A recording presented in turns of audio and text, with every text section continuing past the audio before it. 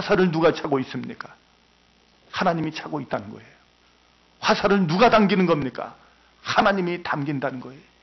하나님이 목표로 하고 하나님께서 관용으로 삼는 그곳을 향해서 정확하게 꽂힐 수 있도록 하나님의 자녀를 인도해 주시고 지켜주시고 보호해 주시는 하나님의 큰 경륜과 이 섭리가 바로 이와 같다는 겁니다.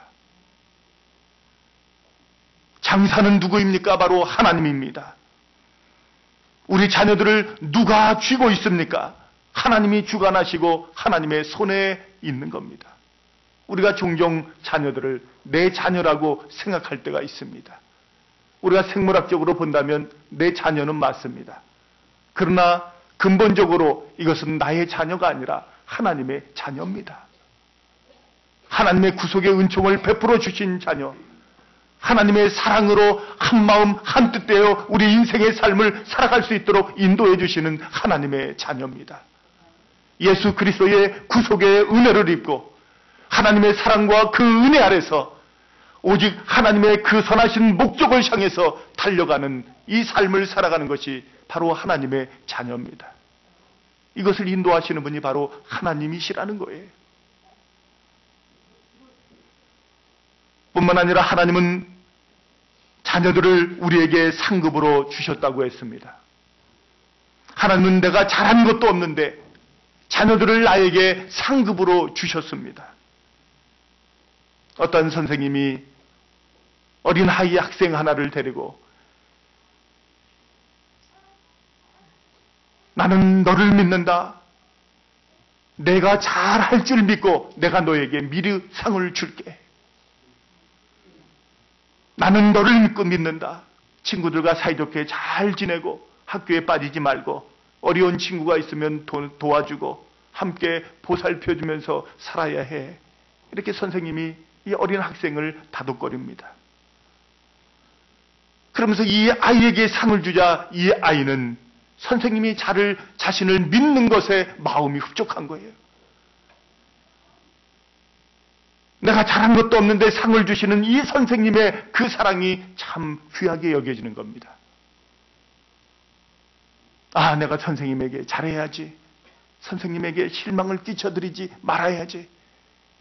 나에게 이렇게 미리 상을 주신 이 선생님의 기대를 어긋나지 않도록 노력해야지. 이 어린아이는 스스로에게 책임감을 느끼는 겁니다. 책임감을 갖는 거예요. 억지로 지워진 책임이 아니라 나를 믿고 맡겨주고 나에게 미리 상을 준 그 하나님 앞에서 우리의 인생에 책임감을 갖는 겁니다. 그것은 무거운 책임감이 아니라 하나님의 사랑과 그 은혜가 담긴 그 책임감이라는 거지요. 그 책임감을 가지고 우리가 성실하게, 진실하게, 바르게 하나님의 말씀 안에서 살아가는 우리 모든 성도들이 되시기를 주의 이름으로 간절히 소원합니다. 저는 개를 참 좋아했습니다. 그래서 저는 어렸을 때부터 우리 집안에 강아지를 꼭 키웠어요. 근데 애완용으로 키워본 역사는 없습니다. 마당에서 키웠어요. 근데 개를 얼마나 좋아했는지 한 번은 제가 그토록 좋아했던 이 개가 쥐약을 먹고 거반 다 죽은 거예요. 거반 다 죽은 거예요. 저는 그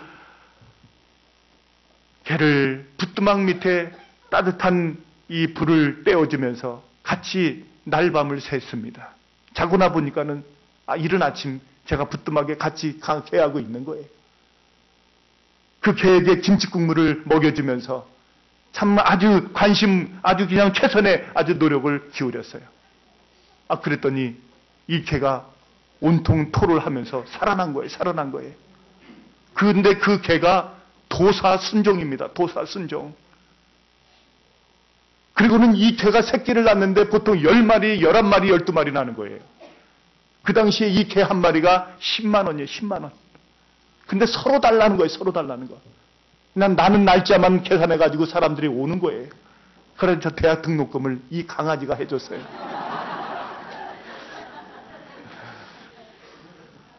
이 개도 은혜를 갚을 줄 알더라고요. 은혜를 갚을 줄 알더라고요. 자기 책임감을 다 아는 거예요. 하나님은 우리에게 자녀라고 하는 이 상을 주셨습니다. 우리는 그 상을 미리 받았습니다. 그래서 우리에게는 책임이 있습니다. 우리말에 1년의 재미는 벼농사에 있고 10년의 재미는 나무 농사에 있고 평생의 재미는 자식 농사에 있다는 말이 있습니다. 하나님이 주신 우리의 자식들, 하나님이 주신 이 선물, 이 농사를 우리는 잘 지어야 합니다. 하나님의 주신 이 자녀들을 믿음의 자녀들로 잘 키워서 그들 속에 우리의 기쁨이 있고 행복이 있기를 주의 이름으로 축원합니다. 그러면 신앙의 부모님들이 그 자녀들에게 무엇을 가르쳐줘야 합니까? 무엇을 유산으로 물려줘야 됩니까? 첫째는 하나님을 가르쳐줘야 됩니다. 하나님을 유산으로 물려줘야 돼요. 이것이 신앙의 유산입니다. 잠언서 3장 15절에서는 지혜는 진주보다 귀하니 내가 사모하는 모든 것으로도 이에 비교할 수 없다고 했습니다. 지식의 근본은 하나님을 경외하는 것이라고 잠언은 우리에게 교훈해주고 있습니다. 우리의 자녀들이 하나님의 이 말씀을 신뢰하고 하나님을 경외하는 이 지혜를 가지고 우리의 인생을 살아가면 하나님께서 저들의 발걸음을 인도해 주시고 저들의 삶을 지켜주시는 이 귀한 은혜가 있는 줄 믿으시기 바랍니다. 지혜는 10배, 1000배, 10,000배 이 진주보다도 귀한 겁니다. 인간의 지식보다도 귀한 거예요. 이 지혜를 갖고 우리 인생을 살아가게 되면 우리가 많은 열악한 환경에 있어 할지라도 우리가 많은 시련을 겪고 살아갈지라도 하나님의 그 선하심과 그 인자하심을 따라 하나님의 백성들, 주의 자녀들을 하나님께서 인도해 주시는 겁니다. 잔잔한 물가로 푸른 초장으로 주의 백성들을, 그 자녀들을 인도해 주시는 하나님이십니다. 경건한 유대인의 가정에서는 하나님의 말씀에 꿀을 발라 놓는다는 이야기가 있습니다. 이 아이들이 방바닥을 다니면서 뭐 먹을 것 없나 찾는 거죠. 그런데 이 말씀에다가 꿀을 발라놓은 거예요. 그러니까 한번 이 아이들이 그 끈적거리는 그 꿀에 손을 대보니까는 그러면 제일 먼저 어디에다 갖다 댑니까? 혀끝에다 갖다 대잖아요. 먹어도 되는 건지 안 되는 건지 어떤 맛을 내고 있는 건지 혀끝에 살짝 대보니까 단 거예요. 꿀맛이 나는 거예요. 그래서 이 어린아이는 이 하나님의 말씀과 늘 같이 하면서 살아간다는 거예요. 그래서 결국은 평생을 하나님을 찬양하는 영혼으로 만들어진다는 겁니다. 하나님은 이러한 백성들을 위대한 하나님의 백성으로 인도해 주시는 하나님이십니다. 신명기 6장 4절로 5절을 보면 이스라엘아 들으라. 우리 하나님 여호와는 오직 유일한 여호와시니 너는 마음을 다하고 성품을 다하고 뜻을 다하고 힘을 다하여 내 하나님 여호와를 사랑하라. 쉐마의 말씀을 이스라엘 백성들에게 주고 있습니다. 이스라엘 백성들은 어렸을 적부터 이 쉐마의 말씀을 가지고 그들의 인생을 살아간다는 겁니다. 이스라엘 아이들은 세상에 다 태어나면서 이 글을 제일 먼저 대한다는 겁니다. 부모들은 태 속에 있는 이 아이를 이제 부둥켜 안고 이 말씀을 전하는 겁니다.